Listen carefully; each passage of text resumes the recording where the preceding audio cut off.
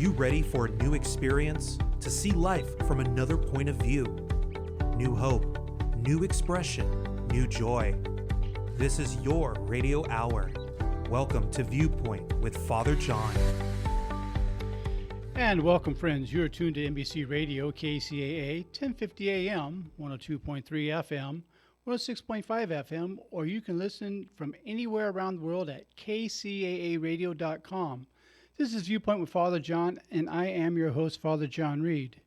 You can follow us on Instagram or Facebook. Just put in Viewpoint with Father John and put a like on there if you would, please. And you can communicate with me on those platforms, by the way. And I do enjoy hearing from you. And a little later on, I may ask for your feedback on something.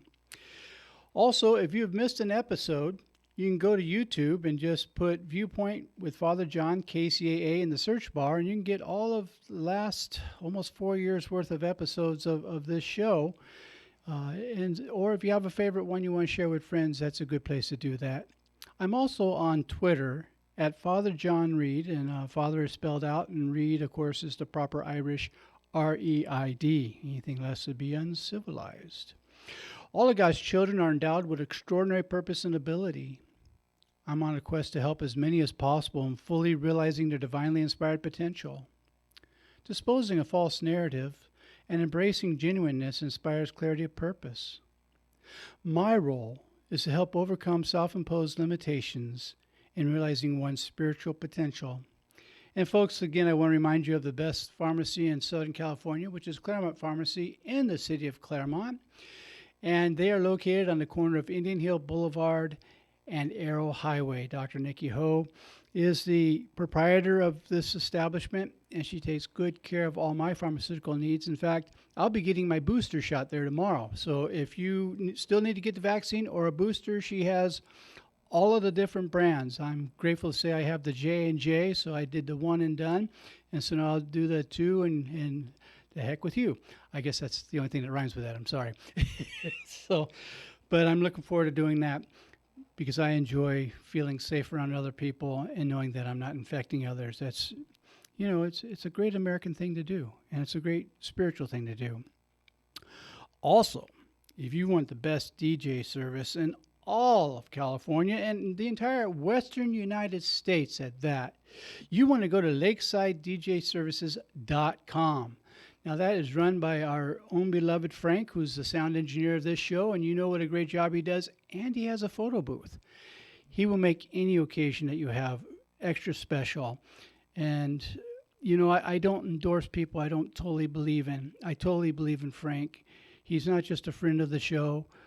He's become like a son to me, but more than that, his level of integrity is so high, I am happy to recommend him for anything that you have coming up. You'll be really glad that you called on him. Again, that's lakesidedjservices.com.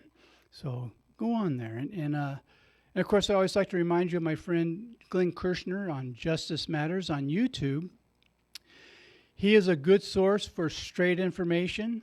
He was a federal prosecutor for 25 years, and he's also spent another 6.5 years in the United States Army as a officer, as a JAG lawyer, being a prosecutor there. And when he makes his videos, he gives you straight information. It's not a political spin. It's really what the law's about and what is real and what's not real. And so I've come to really appreciate him, and I'm honored to call him friend. He's just, again, another man of great integrity. So if you're looking for some good information, look up Justice Matters with Glenn Kirshner. Folks, before I get into tonight's message, my heart goes out to, again, more students that are victims of mass shootings. It breaks my heart to so often have to make these announcements and to share these things. We got to do something about this, boys and girls.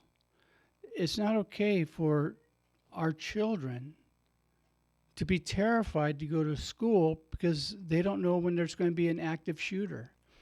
It didn't used to be this way. This isn't what the Second Amendment is all about. If anything, this is anti-Second Amendment because of the fact we're supposed to have a well-armed militia. Not everybody have weapons of war. And so I humbly ask that you get out your copy of the Constitution. If you don't have it, just Google it. Read the Second Amendment and see what it really says. Because what some of the people are implying it means, it doesn't mean that at all.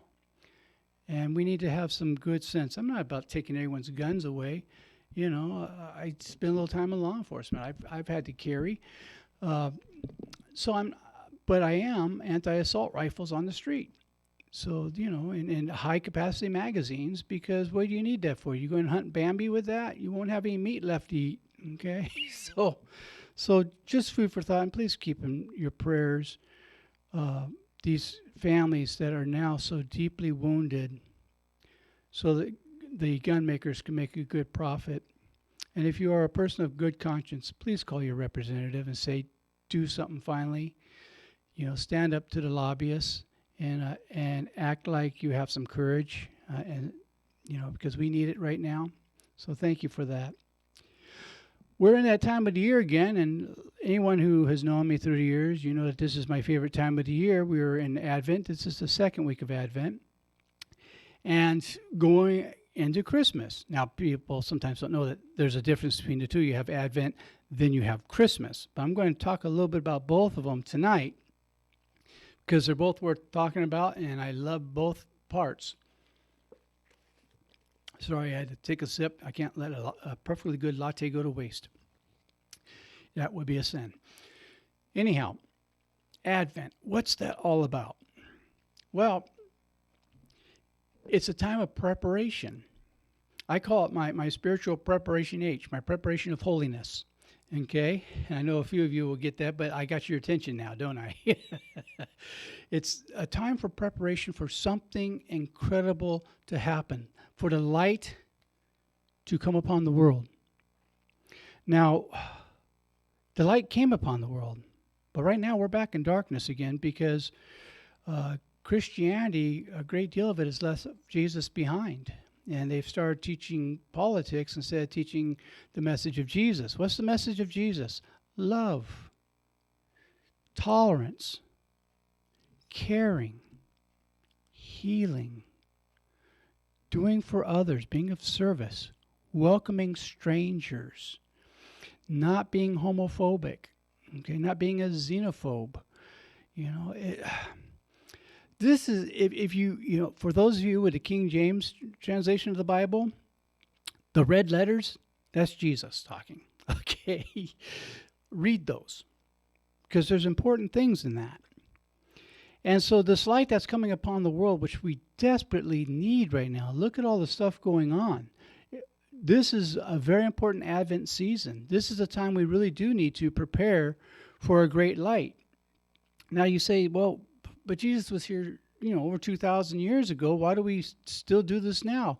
Well, because it's not a one-time thing. I think sometimes we get the idea that, you know, we come to Christianity, we do a one-time thing, say a sinner's prayer, and it's all done with. It's not. It's not. That's just where the work begins. It's just where it begins. Now it's about putting into practice what Jesus taught. Jesus didn't say, worship me. Jesus said, follow me. Take on my yoke. What does that mean? Do what I do. When you have a rabbi and you become his disciple, and I'm not going to go through the whole thing. I've done that on other shows, but I'll do another show in short order within the next few weeks probably on what it means to be a disciple, because it's very important information. But when you do get accepted as a disciple to a rabbi, you take on his yoke. In other words, you live the teaching he's living. You teach it the way he teaches it. And Jesus told us, take on my yoke. It's light. It's easy. And what he meant by that is that this isn't one with great burdens on it. It's one of great love. That doesn't mean there's not tremendous work in it. There is tremendous work. Okay? I have the tremendous work every day. I don't know about the rest of you, but with everything going on right now, this week has been a tough week for me emotionally. I mean, I told Frank when I came in today, I said, I've been in such a bad mood all week. And it's not because we're going into Christmas. I'll tell you that much. It's because all the hate that's going around right now. I'm going to say something. I know this is going to shock you. I'm going to say something that's not politically correct because you know me. I'm so easygoing. I think the worst thing that's happened to us is social media. Because people say things on social media that they would never say in person. And now they're starting to say it in person too. None of it is spiritual. It's just not.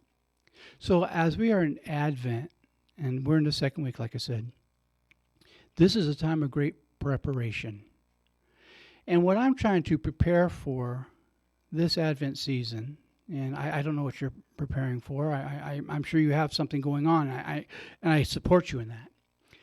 This year for me, my Advent's about waking up to new possibilities as an expression of Christ's love. Now, that's not one of those prosperity gospel things. I mean, Jesus was never about get rich quick, and if you do these things, that was really Calvinism that came down in that, if you're rich, it's because God loves you. If you're poor, it's because God doesn't like you. Well, that's been for centuries that's been the belief, and Jesus came to change that belief. Remember, Jesus didn't come to change God's mind about us. Jesus came to change our mind about God, and that God didn't have a hostility towards people who were poor. In fact, God has a special love for the poor, and Jesus went out of his way to express this love and to tell us that we matter. That we matter. Because I grew up poor. I took a vow of poverty, and believe me, I've been really good with that vow. Anyone who knows me knows that. So for me this year, it's becoming prepared for a reignition of the fire in my heart of the Holy Spirit, point me towards Christ Jesus, bringing me home to the Father, to where I can be a vessel of love, of divinity. And divine love includes everyone. That doesn't mean agreeing with everyone. Believe me, I was on Instagram today and I saw some things that I couldn't agree with if I got drunk. I really couldn't. But I do have a duty to love. And loving doesn't always mean just being a bystander, not saying something. Sometimes love is calling out evil when you see it. Sometimes love is calling out dishonesty where you see it. Not to have one-upsmanship on anyone, but to keep people from getting harmed by it. And religion for a long time, particularly here in the Western world, has done a lot of harm to a lot of people. This is not what Jesus gave us. Okay? Jesus gave us a movement of hope. And, originally it was called the way, because it was the way of life. It was called the way. And we've gotten away from the way. Instead, it became about church building, and Jesus wasn't into that either. He didn't want to start a new religion. What do I base that on? Very simple. Let me qualify that. Jesus knew that religions tend to be exclusive. And that is opposite of what Jesus is about. Jesus is about being inclusive. And so this inclusiveness, I'm having trouble speaking again tonight. Sorry, folks. The dementia has been tough this week, and it's really affecting my vocabulary. But the idea is for us to be a purveyor of love and to help people who need help and not judge them because they need help. The idea that God only loves one religion, only loves one denomination is really not just erroneous, it's just egotistical, and it's just wrong. And it's our ego talking, and ego, a lot of my friends use it as an acronym for edging God out. So I want to edge God into my life. I don't know you want to do, and I'm not saying that with any judgment or making any assumptions about anybody. I'm just saying, I'm sharing from my point of view, my experience, and where I'm trying to travel spiritually. So I'm trying to, during this Advent season, have an open heart. And I'm going back to a prayer that I was given back when I was, 17, 18 years old, that a priest gave me because I was having some real issues, God issues going on because of some things I grew up around and the pain I had experienced. And this priest said to me, here's what I want you to pray for 30 days. And it goes like this. God, reveal yourself to me in my life in a way that I will understand, and then pay attention. Well, brothers and sisters, during this Advent season, I'm back to praying that prayer. God, reveal yourself to me in my life in a way that I will understand. Now, I've been a priest for, well over 30 years. Never mind how many past 30. I've just been here a while. Yes, I'm getting old. And I can't grow simply on yesterday's spirituality. I have to do new stuff today. There's the old story of this guy who's giving a talk, and he's asked the people in the crowd that he's speaking to, it's a rather large crowd, he says, how many people here have intimate relations at least once a week? And a bunch of people raise their hands. And then he says, well, how many people have intimate relations every couple weeks? A bunch of people raise their hands. They went up to a month, 6 months. And then finally he says, how many people have intimate relations once a year? And this guy in the back is jumping up and down, me, me, me, me, me, me. And the guy asks, what are you so excited about? He says, today's the day. And I have to remember that with my spirituality. Today's the day. I have to put these things into practice. Today is the day I have to ask God to reveal himself to me in a way that in my life that I will understand and to pay attention. So this Advent time, part of preparation is paying attention and being willing to say, I don't know. And, in India and other places, they have a great tradition before we go into our commercial break where they'll take something like a rock and they'll draw a circle around it and they'll look at that and they'll say, I don't know what that is. They're going beyond the label of rock. They're talking about the very essence of it. I don't know what that is. And so the great revealing is to see that which is behind that. See from that which is seeing the rock. Who is seeing the rock? Who is that behind that? Who was I before I had a face, as they say in Buddhism? And so when we come back, we're going to talk more about this wonderful time we call Advent season. And I hope you'll continue to join us, and we'll be back in 90 seconds. You're listening to Viewpoint with Father John on KCAA Radio.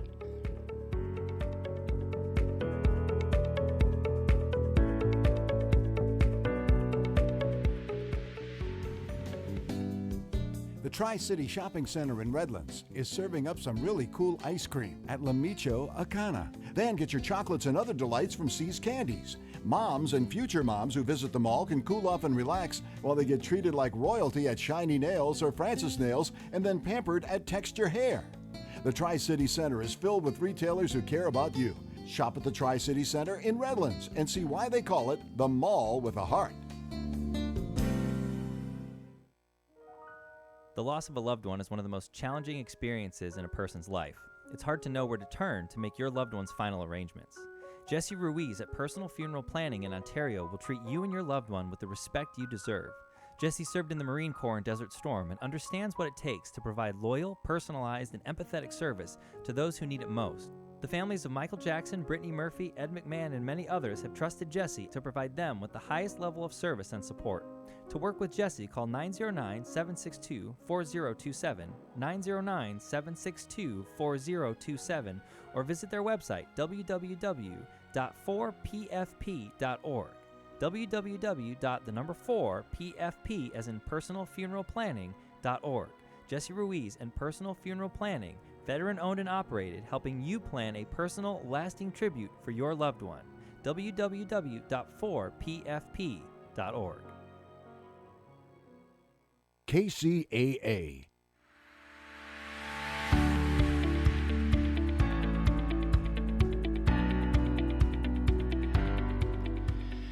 And welcome back. You are tuned to NBC Radio, KCAA, 1050 AM, 102.3 FM, 106.5 FM, or you can tune in from anywhere around the world at kcaaradio.com. This is Viewpoint with Father John, and I am your special needs host, Father John Reed, as you can tell tonight.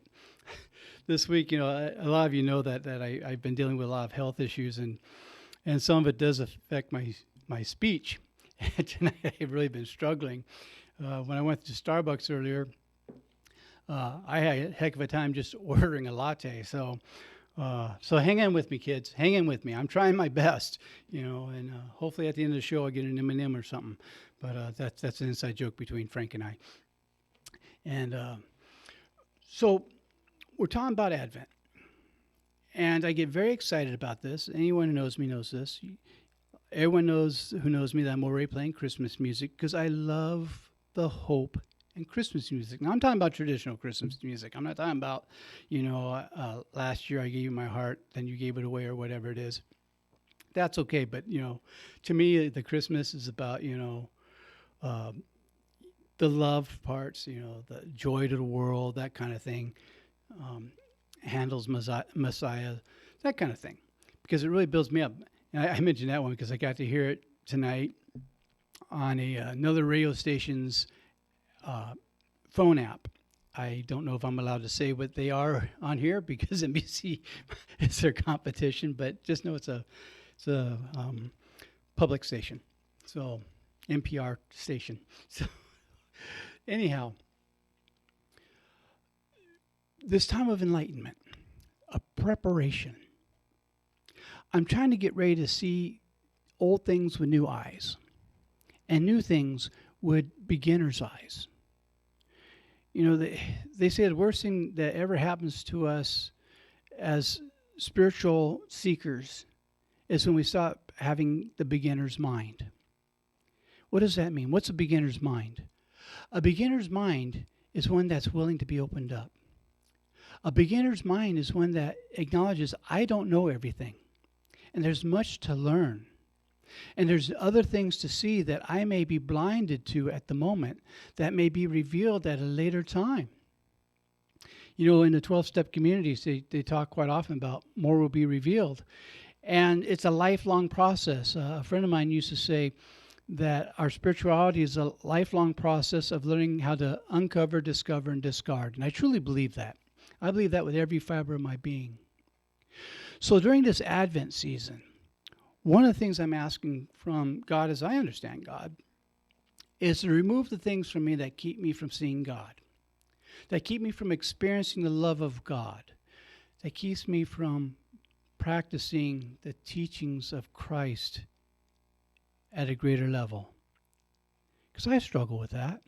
I don't know about you, but I struggle with it. I too drive on the freeways, particularly here in California. The people here in California who are listening locally, you know, particularly with the construction going on right now, it could really put a dent in your spirituality. Or you can use it as an opportunity to grow spiritually. Now, some days I do it better than others. There's some days I can go through this and I can be patient with people and I realize these are all children of God. We're all going through our stuff. There's other times when I'm overtired, when I'm really hungry, when I'm overworked, which happens quite a bit, even though I'm not supposed to be doing that anymore, that I don't see anyone as God's children. I see them as people who got up that morning to irritate me. And they got on the freeway just because they knew I would be there and they wanted to make my day bad. Now, we're all laughing as I say that. But when you think about it, how many times, if you look at our behavior, if I look at my behavior, that I sometimes act that out. And I'm not proud of that. Okay? And if I could do all this on my own, what would I need with a God? I need God's help with this. And this Advent season, I'm becoming really aware of areas where I really need God's help. And I'm saying, Christ, please be born in my heart this Advent season. Please make the great reveal in a new way in my heart this Advent season. Help me to see as you see instead of through my prejudices, because I do have my own prejudices. We all do. Anyone who says they have no prejudices, I'm sorry, I think you're not being honest with yourself. The idea is not to damn ourselves for it, but to become aware of it and to give that as well to God and ask for God's help with that. The whole idea, I take that on good authority, and let me give you that authority. It comes from Jesus himself. He says, of myself I can do nothing. It is the Father who doeth the good deed.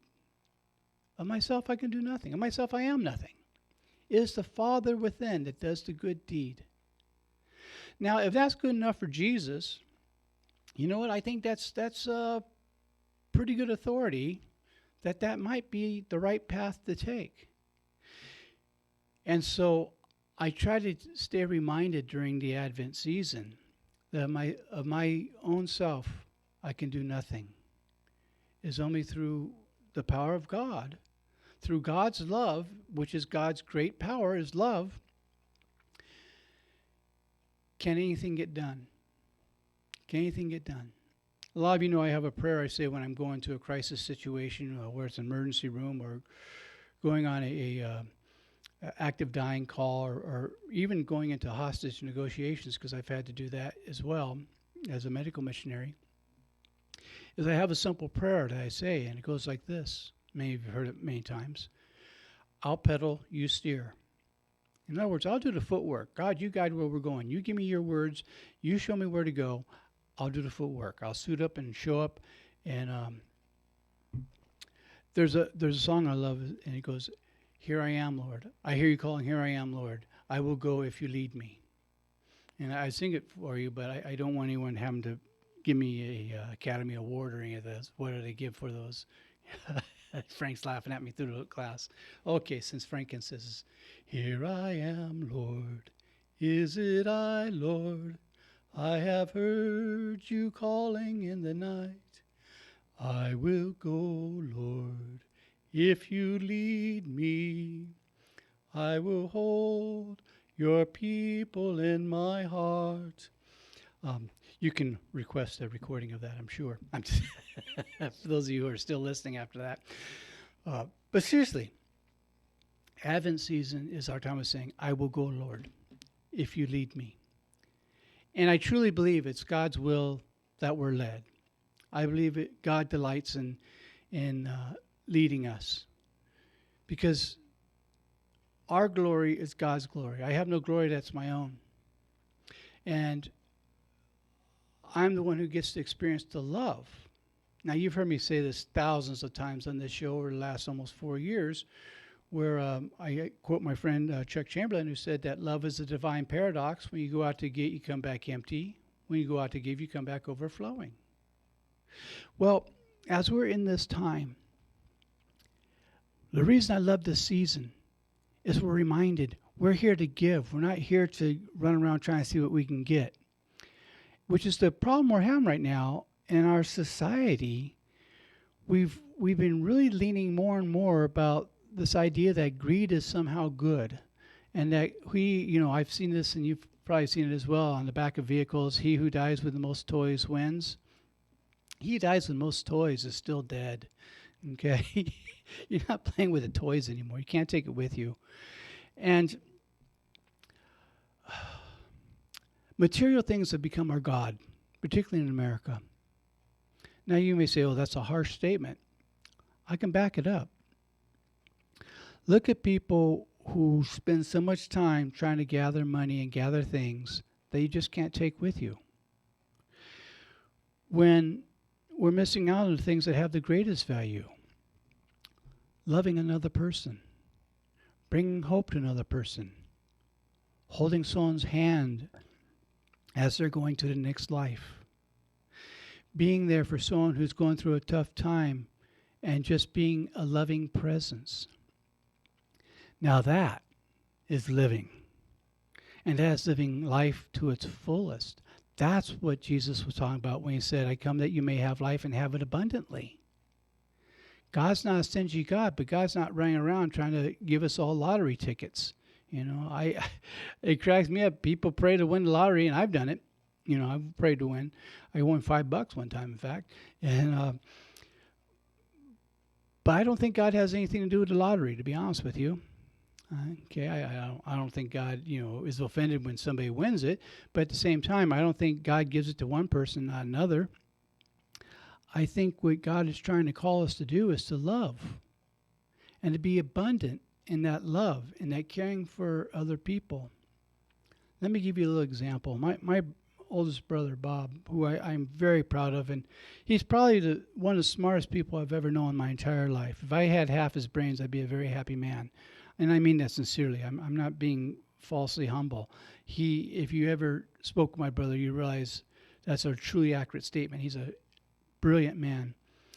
And in his travels around the world trying to help people of other countries that are really impoverished, he's shared with me how generous these people are and how happy they are, and that they hardly have anything, but whatever they have, it's enough to share with somebody else who's coming to see them.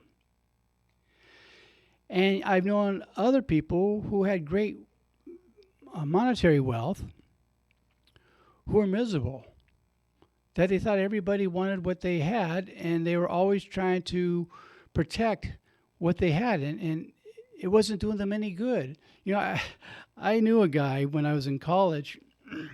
His net profit, not gross, net, I did his banking, so I knew this firsthand, was over $52,000 a week off of his investments. He owned several apartment buildings. And he was the most frightened man I ever met when it came to finances. And yet he always preached about prosperity and stuff, but he was terrified. If you were at his home and you were washing dishes and you did not turn the water off in between rinsing each dish, he screamed about how you were putting him in the poorhouse. Now, I'm on a vow of poverty, and if the water doesn't go off in between each dish being rinsed, I'm not stressed out about it. I'm more into, hey, what's the company we have here? Let's talk a little bit. Let's have some time together. And being present to the moment, as Thich Nhat Hanh would do when you wash a dish, be fully present in washing the dish. Make it a spiritual experience. Brother Lawrence, everything you do for the love of God, where you're sweeping floors, where you are washing pans, whatever it is. So the abundance is being present and seeing the richness of life, not just the richness of bank accounts. So during this Advent season, let's look to where the real prosperity is. Let's look to have our eyes open to what Jesus really came to teach. The words in red lettering in certain translations of the Bible. I was never that graded. I have done biblical translation. I was required to do that in college, and I just didn't have a red highlighter for those words of Jesus. I knew which one was his. So, my fellow seminarians will get the humor of that. So now what I want to do in this Advent is open to a new way, a deeper way, and practice in a greater way. But more importantly, I want to reach a greater level where I see God in you. Victor Hugo in Les Miserables. To love another person is to see the face of God. Because if I can't see God in you, I can't see God in anybody. Richard Rohr said, either we see God everywhere or we see God nowhere. And this Advent season, I'm asking God to help me see God everywhere. And it doesn't matter what term you use for God. Some people have been abused by people of the male gender. So if father or a male condemnation towards God is difficult for you, and there are people that is very difficult, I honor that. You don't have to have a male reference. You don't have to have a female reference. God is none of the above and all of the above. Instead of worrying about, getting the name right, how about just suiting up and showing up and trying to do what was taught? Be kind to one another. Is that so hard? You know, during this time, one of the things that always brings me great joy is the Salvation Army. Now, every year I share the story. And for those of you who are tired of hearing this story, we'll be going to commercial break in about 4 minutes. You can come back after that. But I tell it because it has great personal meaning for me. Why do I love the Salvation Army so much? We have a few areas where we have different belief systems, and that's okay. There's room for that. I'm not totally right, and I'm not totally wrong. They're not totally right, they're not totally wrong. We see it from where we're coming from. Each viewpoint is a view from a point. And as Richard Rohr says so well, but when I was a child, I already mentioned I grew up very, very poor.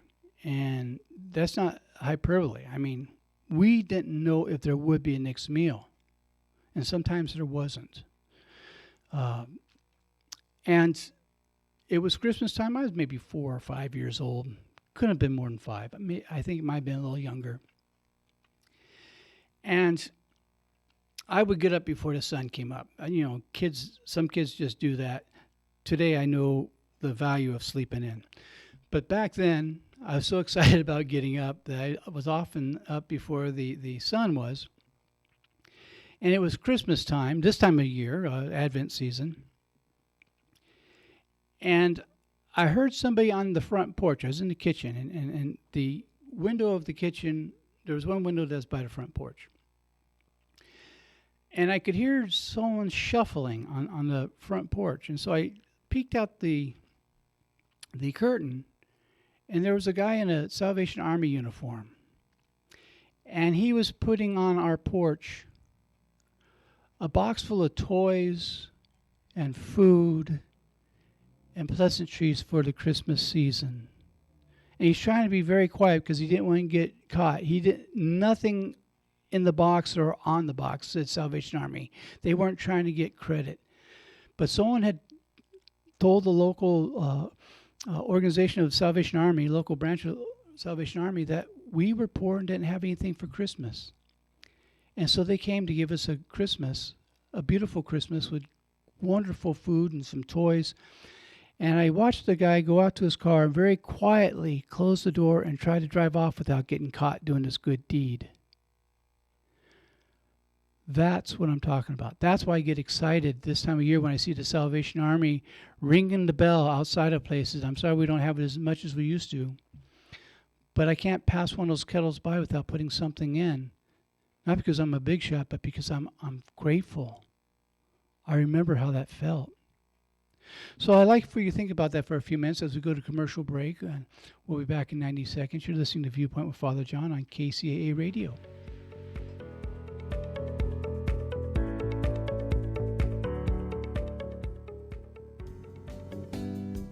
The Tri-City Shopping Center in Redlands is serving up some really cool ice cream at La Micho Acana. Then get your chocolates and other delights from See's Candies. Moms and future moms who visit the mall can cool off and relax while they get treated like royalty at Shiny Nails or Francis Nails and then pampered at Texture Hair.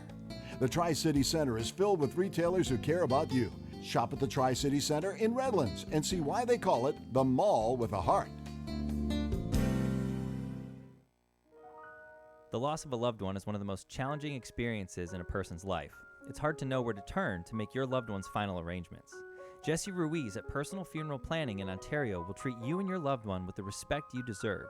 Jesse served in the Marine Corps in Desert Storm and understands what it takes to provide loyal, personalized, and empathetic service to those who need it most. The families of Michael Jackson, Brittany Murphy, Ed McMahon, and many others have trusted Jesse to provide them with the highest level of service and support.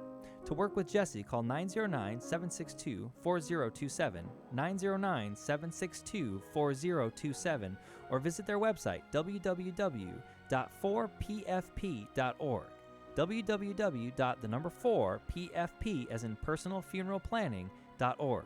Jesse Ruiz and Personal Funeral Planning, veteran-owned and operated, helping you plan a personal, lasting tribute for your loved one. www.4pfp.org. KCAA.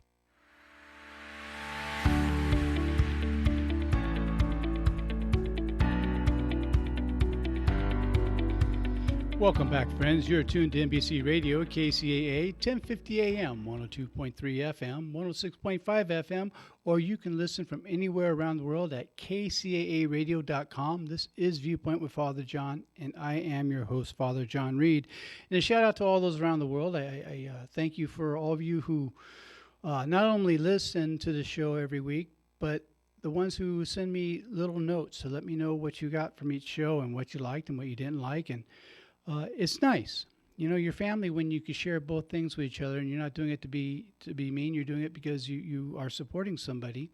And a quick shout out to Frank, our sound engineer, who always doing a great job for us. And he I don't know if he's okay with me sharing this or not, but he's had an injury this or last week or so. He cracked some ribs, so I offered to bring him some ribs tonight, but he said he'll pass on that. So he settled for something from Starbucks instead. So when we left for a commercial break, I was talking about the Salvation Army and what a great organization and what they did, and why I enjoy seeing their volunteers with their kettles outside of places. And, someone put something on Instagram this week that it hurt me deeply. I'll just put it like that, when they said, "Don't give to the Salvation Army and for Christmas." And I thought, wow, I don't know why you would say something like that, because they do so much good. I'm not a spokesperson for them, but I say, as some people say, look for the good and praise it. And having said that, I want to share with you a quote from one of my spiritual heroes, Meister Eckhart. And Meister Eckhart said this: "To rejoice at another person's joy is like being in heaven." Let me give that to you again. To rejoice at another person's joy is like being in heaven. That was Meister Eckhart, and an early Christian mystic, and one of my spiritual heroes that talked a lot about the paradox of spirituality. And really, he's one person that you can't just read once. You have to go over again and again. And I swear, every time I read stuff from Meister Eckhart, some little leprechaun, we Irish have leprechauns, sneaks in there, writes something new that I didn't see before, and somehow they keep the typeset perfect like it was before. I don't know how they do it, but each time there's new stuff there I didn't see before. And I was reading Meister Eckhart not too long ago, and that came up. And I said, ooh, yeah, that's heavy. It may sound simple, but it's heavy. And that's Christmas. And that's what the Salvation Army is doing, is they're rejoicing in other people's joy. And they're trying to add to the joy. Look to where we can give and make someone else's life just a little bit better. My same friend who talks about the divine paradox of love also says, his name's Chuck Chamberlain, he said, if I were to define the word love in one word, that word would be action. You do things for those you love because you want to, for free and for fun. You don't barter, you just do it. Well, brothers and sisters, that's what this time of year is about. Doing for other people. I'll be honest with you, I really don't like the car commercial where they say, well, I was awfully good this year. I gifted myself. I was my own secret Santa and all this stuff. It's like, kids, that's not what it's about. That's not what it's about. It's about what can we do for other people? How can we improve someone else's life? And by helping to improve their life, our life is naturally improved.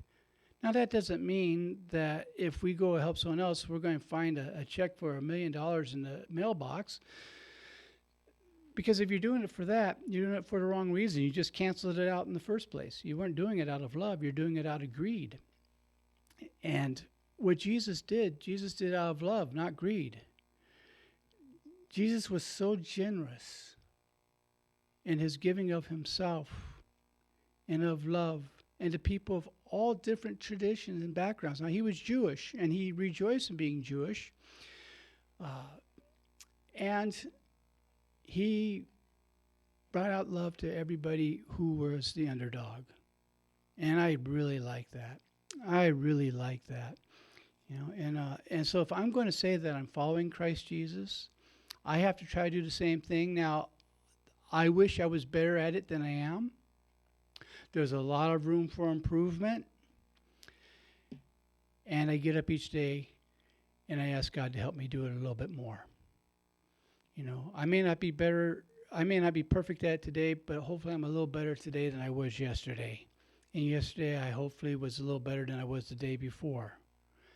But I can only get better with God's help. And this time really reminds me of it.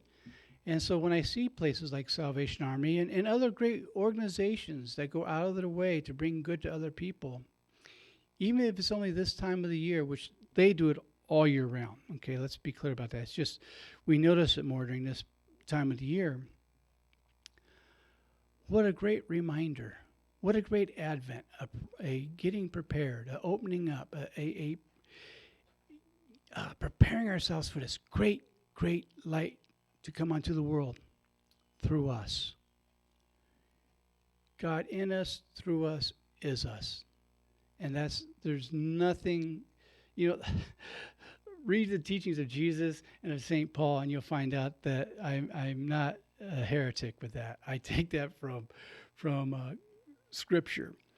And so how can I best be alter Christo, another Christ, a representation of Christ? Well, I can only do that by loving other people. I can't do it by scamming people. I can't do it by lying to people. I can't do it by trying to push my religion onto other people. I can't do it by putting other people down all the time. I can only do it by trying to see God in you. And some days better than others. Some days it's really hard for me to see God in other people when I see some of the mean stuff going on. I'm kind of reminded of the drunk that goes before the judge, and the judge says, "So you'd like justice, would you?" And the drunk looked up at the judge and said, "No, sir, I'd like mercy. I'd like mercy." And I think right now we need to get back to getting mercy and giving mercy. Because there's been some really harsh judgments going on for a while now. And I ask you, do you see it getting better from it? No. But when you see people do wonderful, kind things to other people, that gets exciting. Mother Teresa said, do small things with great love. Boy, isn't that prophetic. Do small things with great love. She also said, if you want to change the world, go home and love your family. Isn't that powerful? In other words, bring it home. I learned a long time ago, I don't know what your experience is on this, but I learned a long time ago, it's much easier to talk about these things than it is to do these things. And I had a friend, a spiritual director, that used to call my home and wanted to know if I was bringing these principles home, because he would say, if you're not bringing these principles home, you don't have the principles. I don't care how often you speak. I don't care what you do for a living. If you're not bringing these principles home, you don't have these principles. And he'd call my house and ask my family, is he bringing these principles home? Is he doing this in the house? Or is he just a walking encyclopedia of useless information? And that was a real wake-up call for me. That was about, 25 years ago or so. And I still remember it like it was yesterday, because it really made it clear to me that I had a lot of growing to do and a lot of changing to have happen in my life so I could bring this home. So I really get it when Mother Teresa says, if you want to change the world, go home and love your family. Practice these principles. Do these things.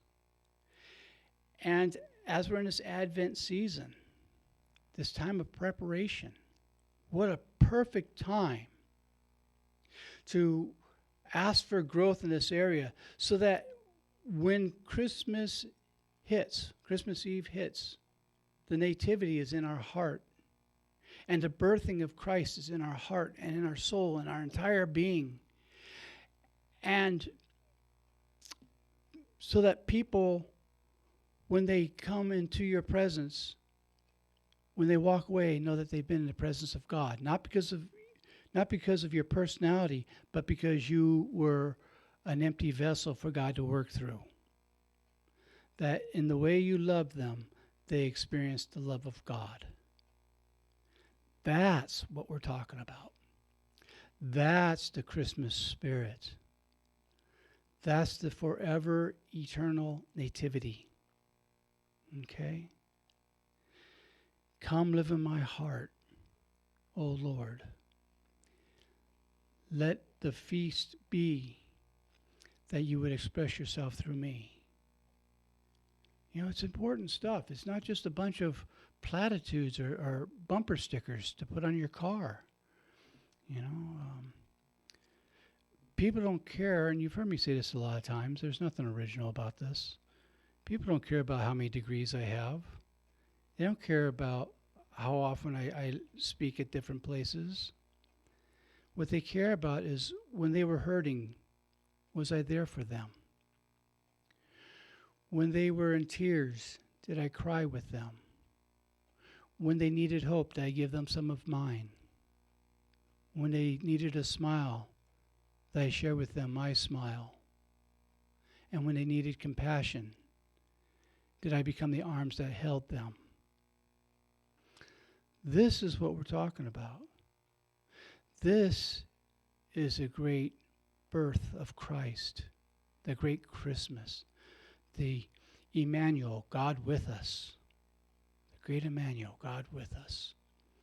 And so my prayer for you this year, and my prayer for me as well, and I hope you'll pray for me as well, is that we have a new birthing, a true birthing in not just our faith, but in our actions. Faith is easy. Okay, I hate to say that, but it's true. The action is the hard part. There's all kinds of things I believe. But if you really want to know what I believe, look at how I live. That same person I keep talking about tonight, Chuck Chamberlain, he used to say, if you were to ask me my religion, I have to say it's the way I live my life. The way I live my life tells you everything about what I believe. Doesn't matter what I call myself. Okay? And he said, you are what you're giving away. If you give away hate, you're hate. If you give away love, you're love. This is the time that we're supposed to be really consciously aware that we're supposed to be giving love. We're supposed to be love, that which we're giving away. And at this time, I want to encourage you to find somebody who just doesn't have enough to make it through, and share what you have with them, some of yours with them, and not get caught.